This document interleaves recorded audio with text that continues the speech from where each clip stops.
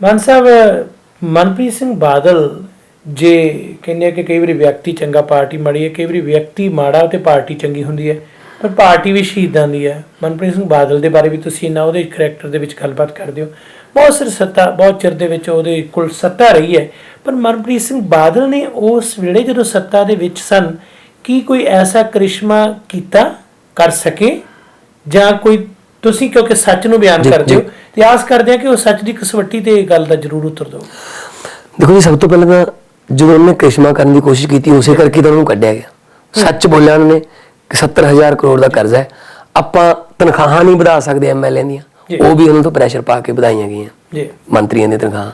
ਖਜ਼ਾਨੇ 'ਚ ਕੁਛ ਹੈ ਨਹੀਂ ਕਿਸੇ ਨੂੰ ਦੇਣ ਨੂੰ, ਉਹਦੇ 'ਚ ਵੈਸੀ ਫਾਲਤੂ ਨਹੀਂ ਪੱਥਰ ਰੱਖੀ ਜਾਂਦੇ ਨੇ। ਸੋ ਜਦੋਂ ਉਹਨਾਂ ਨੇ, ਹੋ ਸਕਦਾ ਪਹਿਲਾਂ ਵੀ ਇਹ ਗੱਲਾਂ ਕਹਿੰਦੇ ਹੁਣ ਕਿ ਪਾਰਟੀ ਦਾ ਸੰਵਿਧਾਨ ਹੈ, ਤੂੰ ਬੋਲ ਨਹੀਂ ਸਕਦਾ, ਉਹਨੇ ਕਈ ਵਾਰੀ ਬੋਲਣ ਦੀ ਕੋਸ਼ਿਸ਼ ਵੀ ਕੀਤੀ ਸੀ, ਇਸੇ ਕਰਕੇ ਸ਼ਾਇਦ ਪਹਿਲਾਂ ਤੋਂ ਵਿਰੋਧ ਚੱਲਿਆ ਰਿਹਾ ਸੀ। ਤੇ ਜਦੋਂ ਫਿਰ ਅੱਤ ਹੋ ਜਾਂਦੀ ਹੈ ਤਾਂ ਅੱਤ ਤੋਂ ਆੜੇ ਤੇ ਅੱਧਕ ਤੱਤਾ, ਤੇ ਫਿਰ ਅੱਧਕ ਨੂੰ ਟਿੱਪੀ ਬਣਨ ਨੂੰ ਟਾਈਮ ਨਹੀਂ ਲੱਗਦਾ, ਫਿਰ ਅੰਤ ਹੋ ਜਾਂਦਾ ਜੀ।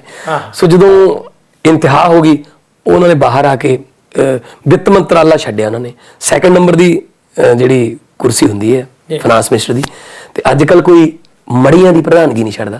ਜੇ ਉਹਨਾਂ ਨੂੰ ਕੋਈ ਚਾਹ ਹੁੰਦਾ ਲਾਲ ਬੱਤੀਆਂ ਦਾ ਜਾਂ ਪੈਸਿਆਂ ਦਾ ਜਾਂ ਕੋਈ ਹੋਰ, ਤਾਂ ਉਹ ਮੇਰੇ ਖਿਆਲ ਚ ਉੱਪਰੋਂ ਆਏ ਨੇ। ਤੇ ਉਸ ਤੋਂ ਬਾਅਦ ਆ ਕੇ ਉਹਨਾਂ ਨੇ ਜ਼ੀਰੋ ਤੋਂ ਸ਼ੁਰੂ ਕੀਤਾ, ਪਿੰਡ ਪਿੰਡ ਨੌਕ ਕੀਤਾ ਉਹਨਾਂ ਨੇ, ਜਾਗੋ ਪੰਜਾਬ ਮੁਹਿੰਮ ਚਲਾਈ ਹੈ। ਤੇ ਉਸ ਤੋਂ ਬਾਅਦ ਹੌਲੀ ਹੌਲੀ ਲੋਕ ਜੁੜੇ ਨੇ, ਸਰਕਾਰਾਂ ਨੇ ਵਿਰੋਧ ਵੀ ਕੀਤਾ ਬੜਾ।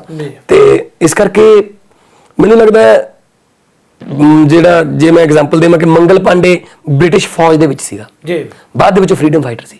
ਜੇ ਆਪਣੇ ਇਹ ਕਹੀਏ ਕਿ ਬ੍ਰਿਟਿਸ਼ ਫੌਜ ਚ ਕਿਉਂ ਸੀ, ਉਹਨੂੰ ਸਿੱਧਾ ਹੀ ਫਰੀਡਮ ਫਾਈਟਰ ਬਣ ਜਾਣਾ ਸੀ। ਹੋ ਸਕਦਾ ਫੌਜ ਦੇ ਵਿੱਚ ਉਹਨਾਂ ਨੂੰ ਇਹੋ ਜਿਹਾ ਕੁਛ ਕੋਈ ਘਟਨਾ ਹੋਈ ਹੋਵੇ ਜਿਹਨੇ ਉਹਨਾਂ ਨੂੰ ਬਦਲਤਾ। ਸੋ ਹੋ ਸਕਦਾ ਅਕਾਲੀ ਦਲ ਚ ਰਹਿੰਦੇ ਹੋਏ ਕੋਈ ਏਦਾਂ ਦੀ ਗੱਲ ਹੋਈ ਹੋਵੇ ਜਿਹਨੇ ਮਨਪ੍ਰੀਤ ਬਾਦਲ ਹੋਰਾਂ ਨੂੰ ਬਾਗੀ ਹੋਣ ਤੇ ਮਜਬੂਰ ਕੀਤਾ ਹੈ। ਸੋ ਮੈਨੂੰ ਲੱਗਦਾ ਆਪਾਂ ਨੂੰ ਭਰਿਆ ਹੋਇਆ ਗਲਾਸ ਦੇਖਣਾ ਚਾਹੀਦਾ। ਜੇ ਕੋਈ ਪੰਜਾਬ ਦੇ ਭਲੇ ਦੀ ਗੱਲ ਕਰਦਾ ਹੈ, ਪੰਜਾਬ ਦੀ ਬਿਹਤਰੀ ਦੀ ਗੱਲ ਕਰਦਾ, ਤਾਂ ਮੇਰੇ ਖਿਆਲ ਚ ਉਹਨੂੰ ਸਵੀਕਾਰ ਕਰ ਲੈਣਾ ਚਾਹੀਦਾ ਹੈ ਕਿ ਹਾਂ, ਹੁਣ ਅਸੀਂ ਵੀ ਨਾਲ ਹਾਂ, ਅਸੀਂ ਵੀ ਜਵਾਬਦੇ ਹਾਂ।